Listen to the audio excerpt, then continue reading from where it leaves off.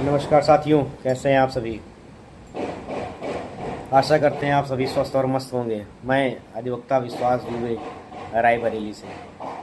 जैसा कि विदित हो आप सभी को, हाल ही में कुछ मुद्दे पे कुछ जीएसटी और करों पे परसेंटेज घटा दिया गया।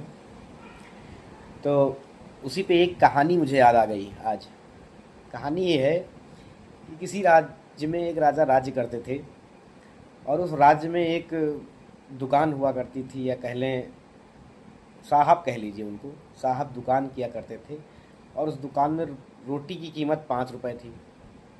रोटी की कीमत 5 रुपये थी, और साहब ने सोचा कि राजा के दरबार में चलते हैं और रोटियों का रेट बढ़ाने के लिए बात करते हैं। तो साहब गए राजा साहब की दरबार में, बातचीत हुई। राजा साहब ने कहा, जाओ कल से रुपए, रोटी का रुपया 30 रुपया, एक रोटी का दाम 30 रुपये बिकेगी। साहब गए, दूसरे दिन दुकान चालू हुई, 30 रुपये रोटी बिकने लगी। अब राज्य में हाहाकार मच गया, 5 रुपये की रोटी 30 रुपये में बिकने लगी।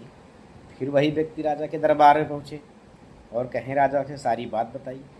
राजा ने साहब को बुलाया और साहब ने कहा, कल से रुपए 15 रुपये की रोटी बिकेगी, वरना तुम्हारा सर कलम कर दिया जाएगा। जनता बोली, 15 रुपये की रोटी, 50%। चलो राजा साहब ने कुछ तो रिलीफ दे दिया। तो कहने का तात्पर्य है कि रेट पहले इतना बढ़ा दो कि जनता मरने लगे, और उसके बाद उसे घटा दो, जनता खुश हो जाए। तो साहब का जो चूरन है बहुत महंगा है, इस चूरन से आप बचें। धन्यवाद। जय